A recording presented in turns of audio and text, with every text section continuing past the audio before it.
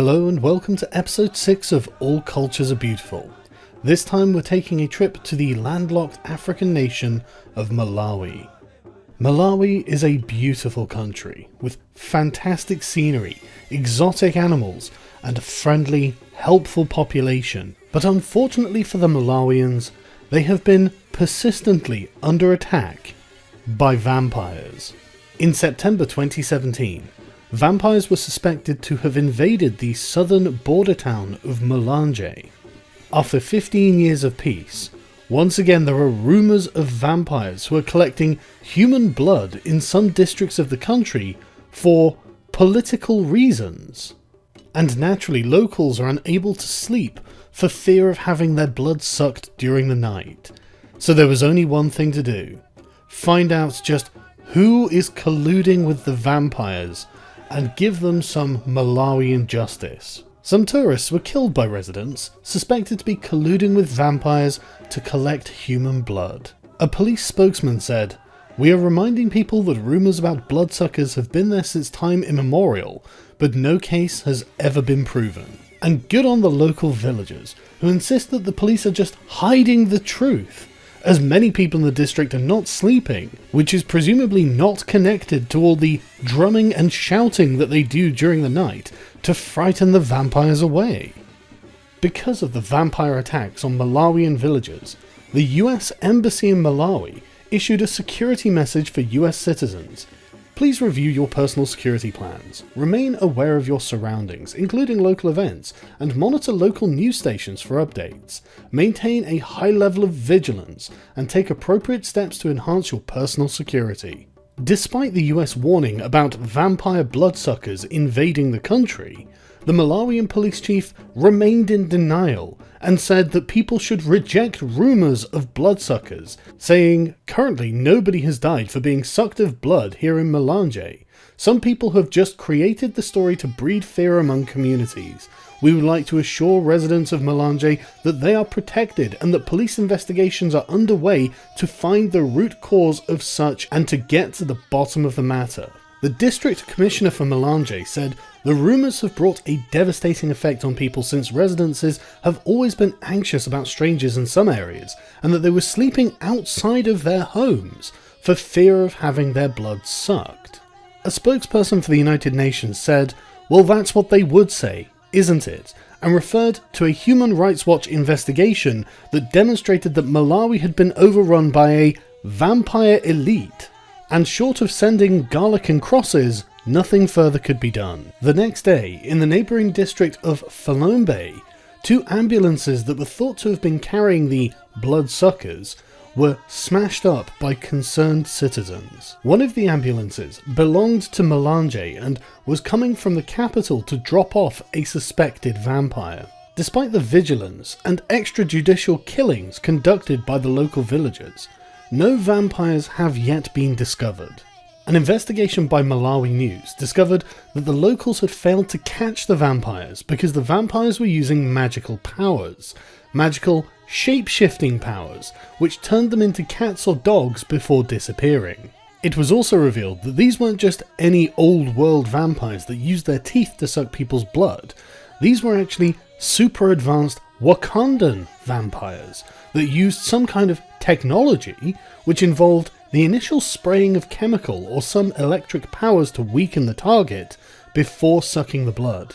And the blood sucking is alleged to be done using some remotely controlled gadgets. The locals describe the blood sucking process as being complicated, saying one can be sucked from a distance through the window or roof. 3 strangers were burnt to death after the locals found them with a bag containing slings, benzene, gloves and other sharp metals, which are believed to be part of the sucking equipment. A clerk said, "The bloodsuckers are real. They've been to my house. They sprayed their weakening chemical, but we noticed it earlier and managed to escape. My eyes were hurting and I ran out of breath." It's alleged that the vampires are from Mozambique, and they can't be arrested because they're using strong magical charms. Many villagers came forward to give their accounts of having their blood sucked by the fully automated luxury space vampires. One single mother said, "I felt a needle getting into my forehead's flesh. The rest of my body was numb. I struggled to touch my forehead. I felt a hot, sharp injection like metal. I alerted my brother, who was also in the same room. The thing was quickly removed. Everything happened so fast. Another single mother said that an attacker had entered her home and sucked her blood in the Thiolo district. This is not hearsay, she told a fascinated crowd in her village in the country south. I know my blood was sucked. I saw light on the corner of my roof. I failed to stand up from my bed and I felt something piercing my left arm. Given the apparently medical nature of the vampire attacks, it's no wonder that doctors have been identified as the most likely people in Malawi to be vampires. Groups of concerned citizens have enacted revenge on the vampire doctors, who are easily identified because they are carrying stethoscopes with which to suck blood. Their thralls, otherwise known as medics, have also been robbed and had their vehicles smashed, and ambulances have been attacked as their victims were taken to the hospital. The Society of Medical Vampires in Malawi said a case of mass hysteria was sweeping the south of their country that has led thousands of people to believe that there are doctors in their midst. They claim that no health worker can suck blood with a stethoscope, with another vampire adding that there is no evidence that they are really vampires, despite the fact that they all carry stethoscopes. By the 3rd of October 2017, it had all become too much for the citizens of Malawi. Groups of concerned citizens had killed 6 people suspected of trying to obtain and drink human blood as part of magic rituals since mid-September. A police spokesman and notorious vampire denialist said, "There is no evidence about the bloodsuckers. We blame local communities for taking the law into their own hands," adding that local people targeted victims because they were believed to be seeking blood for spiritual rituals. There is no evidence of bloodsucking and nobody has come to the police to complain. The Malawian government was forced to intervene and claimed that there were no vampires in Malanje. It was just a ploy. A ploy meant to tarnish the image of the Democratic Progressive Party by those who do not wish the government well. The prevailing vampire paranoia situation in Malanje and the surrounding areas has the potential to derail our efforts in promoting our country as a tourist destination, but also preferred destination for foreign and direct investment. While this may be true, it fails to explain how the vampire doctors are sucking people's blood with their stethoscopes. Because after all, if there were no vampires in Malawi, why would the UN pull their staff from the country? As the UN Department on Safety and Security state, these districts have been severely affected by the ongoing stories of bloodsucking and possible existence of vampires. And if the Malawi government wasn't controlled by vampires, why would they impose a curfew because the vampires are being killed? The curfew restricted movement to 10 hours per day, from 7 AM until 5 PM local time, exactly the daylight hours in which vampires cannot operate, leaving the vampires free to operate at night with impunity. The UN even identified the source of the vampires, saying that they originated from Mozambique and spread across the border to Malawi through the districts of Malanje and Falombe. Finally, the president of Malawi said that he was going to crack down on the international vampire conspiracy and the witchcraft that they are performing. President Peter Mutharika warned suspected vampires to stop terrorizing people and told village chiefs to stamp down on witchcraft. He said, "If people are using witchcraft to suck people's blood, I will deal with them, and I asked them to stop doing that with immediate effect." After the president confirmed that there was indeed an epidemic of vampires plaguing Malawi, groups of concerned citizens killed 2 more people, one of which was an epileptic man who was torched. This led to Malawi becoming a veritable police state, as the police arrested 140 members of so-called lynch mobs who were delivering justice to the vampires, with the National Police spokesperson telling the BBC that patrols had been stepped up in the areas affected. Western media outlets naturally placed the blame for all of this on white people.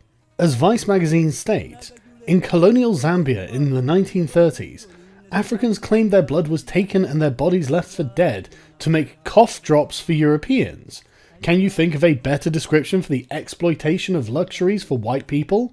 In post-colonial East and Central Africa, there were many stories that blood was sold to this or that country in exchange for weapons.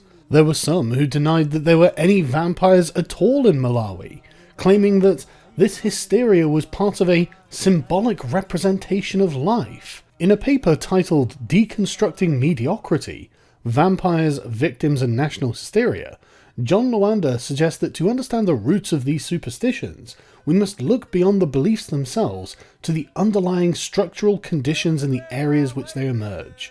The roots of the current vampire hysteria lie also in the current state of law and order, moral order and socio-economic conditions in Malawi, and not just, however, ingrained or strong in mere belief of witchcraft. Another vampire denialist at the University of Malawi said the same thing. It's almost a symbolic representation of the life, their blood, their hope being drawn out of them, being sucked out of them. And nowhere was this better exemplified when a group of concerned citizens attacked BBC journalists in Malawi because it was discovered that they were also a part of the international vampire conspiracy. The vampires said, "We found that some people were terrified because we were in two vehicles and they started mobilizing themselves. When they came to us, they started confronting us saying that they thought we might be bloodsuckers. In the first place, the discussions with locals were going on very well, but the more people were coming, the situation was becoming worse. They said that a crowd armed with stones and other sharp objects assaulted the crew, confiscated some of their equipment, and damaged one of their two vehicles." Despite the understandable and ongoing concerns with vampire activity in Malawi, it seems like the residents have things fully under control. So when you think about booking your next holiday to a tropical foreign land, consider Malawi. The vampire problem isn't as bad as it seems.